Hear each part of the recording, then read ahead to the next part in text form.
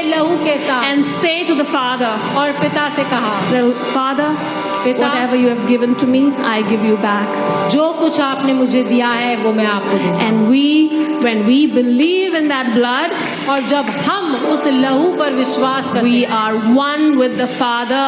हम उस पिता के साथ एक किए जाते हैं। That is the true gospel. यही है सच्चा That सुसमाचार, is our identity. यही है हमारी And पहचान, that is the identity of our Father in heaven. और यही है हमारे उस स्वर्गीय पिता की पहचान। Do not believe in the wrong image of the Father. पिता की उस गलत छवि, उस गलत तस्वीर पर भरोसा ना करें। He is not the one who punishes or who brings sickness, who brings curses on his people. वो ऐसा परमेश्वर नहीं जो सजा दे या बीमारी या दोष भावना को आपके जीवन में लेकर आए। He is always there to redeem. He is always thinking constantly, how can I get my daughter in the kingdom? How can I get my son in the kingdom? वो हर समय यही सोचता रहता है कि कैसे मैं अपने बेटे और अपनी बेटी को अपने राज्य में ले आऊं। Because he has done everything that he could do.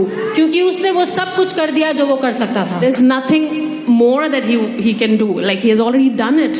वो सब कुछ कर चुका है। Do you agree with me? क्या आप मेरे साथ इस बात को मानते Is there हैं? anything else that the Father has to do? क्या और कुछ भी है जो प्रभु को करने की Nothing. जरूरत है? कुछ भी नहीं। He has already done it through Christ Jesus. उसने पहले से ही सब कुछ कर दिया है।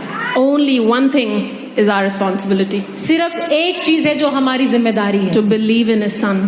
कि हम उसके बेटे And पर to believe in विश्वास His Word. करें और उसके वचन पर विश्वास To करें, have the right understanding of His Word. कि उसके वचन की सही समझ को हम रखें, Yeah, that He's already done. He's a good Father. कि वो एक अच्छा भला पिता There है। is nothing else that He would do. And there is nothing else that would come out from Him. It's only His goodness that will come out from His heart. उस भले परमेश्वर से सिर्फ भलाई ही आती है, सिर्फ भलाई ही उत्पन्न होती है। और कुछ Amen. नहीं। Amen. Hallelujah.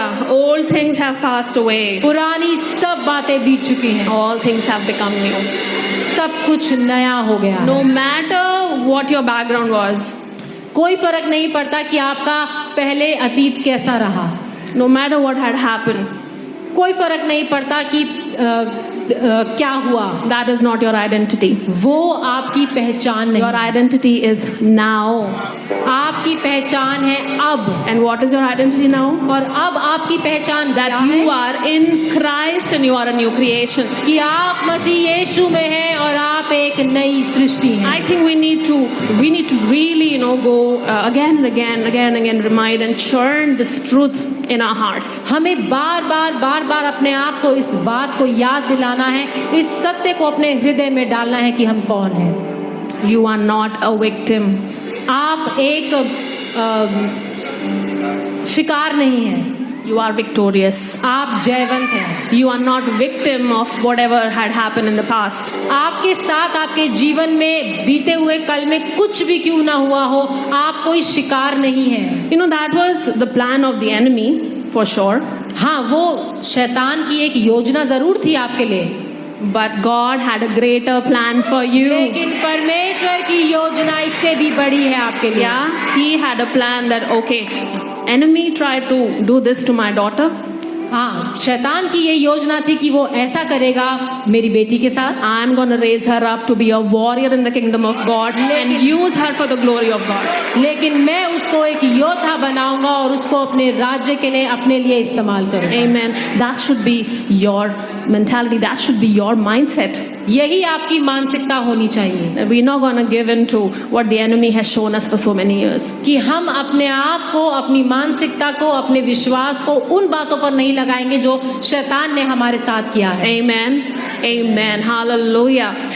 I also want to say that, in the Old Testament, we read that God, in the Old Testament, it was like, do not do this, do not do that. Yeah. जैसे कि पुराने नियम में हमने देखा है कि परमेश्वर का वचन कई बातों में बताता है कि ये नहीं करना, वो नहीं करना, यहाँ नहीं जाना, ये नहीं करना। And I can relate to it very well. और मैं इस बात से बहुत सहमत हूँ। When you have small kids, जब आपके छोटे बच्चे होते हैं, you're always looking after them. आप हर समय उनकी देख रेख कर रहे हैं, And you're telling them, don't do this, don't touch that, this is hot, you'll get hurt. और आप उनको हर समय ये बता रहे हैं ये मत करो, वो मत करो, इसे मत छुओ, ये गर्म है, चोट लग जाएगी, ये हो जाएगा। So there is a phase in a Christian walk हमारी मसीह चाल में ये एक समय आता है when you are a babe in Christ, when you just get to know Him, जब आप बिल्कुल बच्चे ही हैं, आपने बिल्कुल अभी नया जन्म पाया ही है, and God had to tell you that, don't do this, don't do that. और परमेश्वर को आपको बताना पड़ा कि ऐसे नहीं करो, वैसे करो। That doesn't make you less of a heir of God. और ये आपको परमेश्वर का वारिस ऐसा नहीं होता कि अगर आप छोटे हैं तो आप कम वारिस हैं। But the Bible says that an heir who is, who is a babe, but he is still a slave. और बाइबल हमें बताती है कि भले ही एक बच्चा अब वारिस है, लेकिन क्योंकि वो एक बच्चा है, वो एक दास की तरह जीता है। So when you come in Christ, जब आप मसीह यीशु में आते you are a babe. आप एक छोटे God बच्चे had की to तरह teach you the do's and don'ts. परमेश्वर को आपको सिखाना पड़ता है क्या सही क्या But गलत in क्या the करना। journey लेकिन उस of यात्रा में maturity, जब आप सयाने हो रहे हैं, when you become mature in Christ, जब आप सयाने हो